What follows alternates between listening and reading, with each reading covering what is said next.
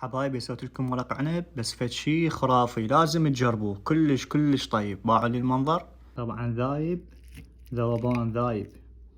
باعوا لي من الداخل.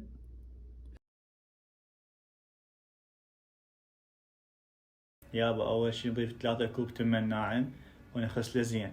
بعدها نضيف طماطة مثرومة ناعم وبصل مثروم ناعم وكرفس ونحتاج شوية شبنت. بعدها نضيف نص كلاس ليمون حامض زائد دبس الرمان زائد زيت. البهارات نحتاج ملعقة من القهوة التركية وشوية فلفل اسود زائد ملعقة كمون، ونحتاج نص ملعقة ملح وملعقة اكل من الثوم ونص ملعقة معجون طماطة. وبعدها نجانس المكونات. بعدها نجيب ورق العنب ونضيف عليه مي حار ونخليه تقريبا 10 دقائق. يابا هسه نجيب الجدر ونبدي نضيف حلقات من البوتيتا وحلقات من الجزر.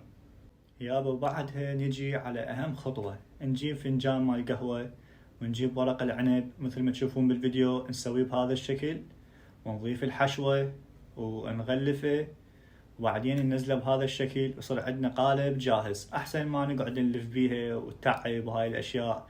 هاي الطريقة كلش سهلة وانصحكم بها مثل ما تشوفون بالفيديو، كلش بسيطة وسهلة.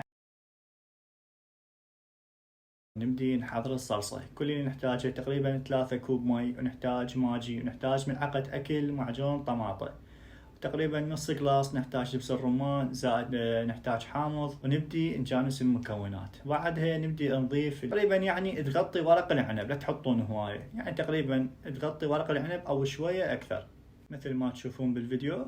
بعدها نجيب ثقالة، تخلون ماعون او ثقالة اذا عندكم، ونخليها على نار عالية. اول ما تفور نص النار ونقبضها ونخليها تقريبا ساعتين الى ساعتين ونص. وبعدها ألف عافية. جربوها وانطوني رأيكم بالتعليقات. يابا إذا الفيديو عجبكم تنسون تحطون لايك تعليق وتشاركون الفيديو بكل مكان. ومع السلامة.